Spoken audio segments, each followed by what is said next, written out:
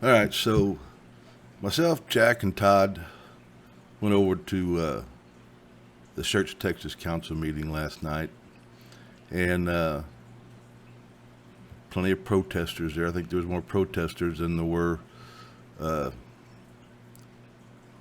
other people. You know, the reason I'm doing this video here is, first off, the mayor and the other police at this event actually did pretty good. That doesn't excuse them for anything else, though. They still have violent thugs on their police department.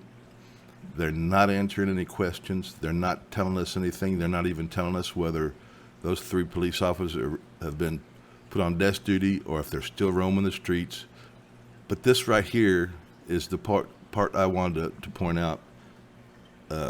This is Todd's video here, and then there'll be some of Jack's video. I did video from outside. My leg was too swollen up, my foot, so I didn't stay long, but I had to show up. But with Jack and Todd inside, there was no need for me to be inside. So I went home probably, well, it doesn't matter what time I went home. Anyway, let's get on with this. This is about Jay Hanley here, the little 2-striper. And I have a feeling he's one of the ones that like to beat up on people, because he went straight to physical contact, even though by all the video we've seen from everybody there, no other police officer put hands on anybody. So this is about Jay Hanley for now.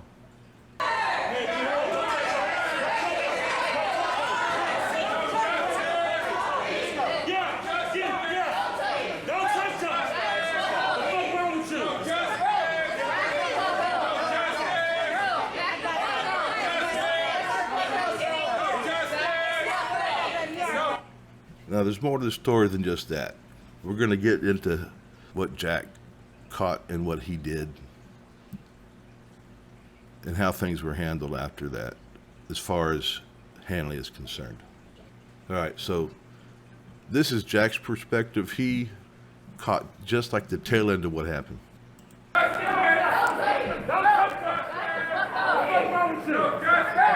they're not hurting anybody, don't touch nobody. Use of force is why they're here. Okay.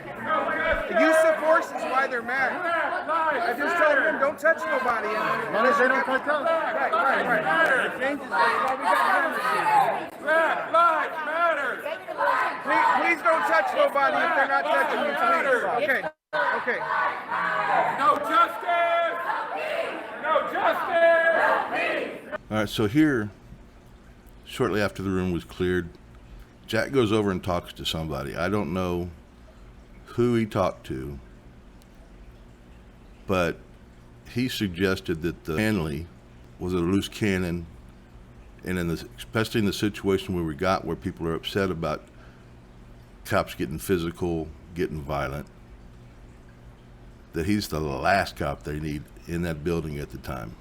Shortly after that, when we go back into the council room, council meeting, we'll see what happened. Just my comments. He's getting a phone call right now. To council, where random elected individuals are making decisions on these kind of things. But I think sometimes it absurdity. All right, so he got his phone call. He's been told to leave. He doesn't like it. Watch what he does. Going out one way, comes back. No, I'm not going. Really? They're making me leave? Can't believe this. I got 2 stripes. I'm a cop. I dare them.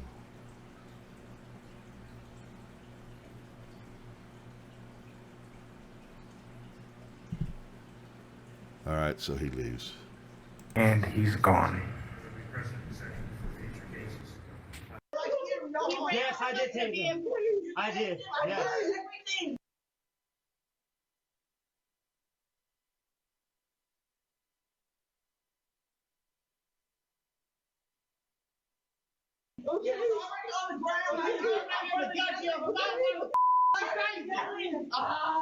You better relax. You're gonna get it next. I promise you, you will.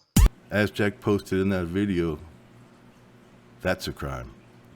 As far as I'm concerned, and I think as far as the law is concerned, but he won't be held accountable. But people want him to. They want him to be held accountable. They want the police officer, female, that was kicking the hell out of him. They want them all held accountable because there is no excuse to get that violent. The kid was scared to death.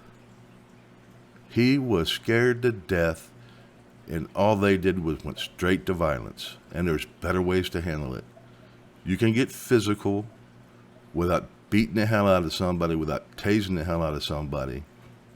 Especially, a youngster that's just scared. Now, some people are saying, well, he's been a bad kid. He deserved it. He shouldn't have run. He's got a record. He's been charged with this and that. You know something? If you've been watching my channel or any of our other channels like this, you know as well as I do, cops lie, cops plant evidence, cops falsify their records, cops lie in court. So we don't even know if he's guilty of anything. He may not be guilty of anything at all, except for here running from them, which I can't blame. Now, they said they charged him with, running and that he had marijuana in the car. We don't even really know if he's had marijuana in the car that was his. For all we know, if these cops will beat the shit out of somebody like that, they'll plant evidence. But we don't know. He might have. But I don't even care if he had marijuana in it. Who gives a dang about marijuana in this day and age? But what we do care about in this day and age is violent, thug, hired killer, thug cops. And yes, they are trained, hired killers. But they also need to know how to handle that situation. And they don't need to go resort to violence when the violence isn't needed. So anyway, God, I guess I could probably go on for a long time about this, but, I think it's covered enough. We're going to keep on this. We're going to keep following the story. Jack, me, Todd, whoever else joins in.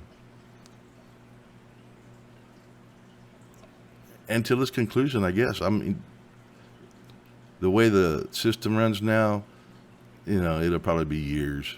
I hope not, though. I hope they come out with some kind of thing from the city and say, hey, look, we're going to fix this. The cops have gotten punishment, which they won't. The cops won't be charged with anything. They'll be lucky to, at worst, they'll get us, don't do that anymore. Nothing else will happen. At least that's what I project. All right, so this is P&P News. We're out of here. Y'all be safe. See y'all next time.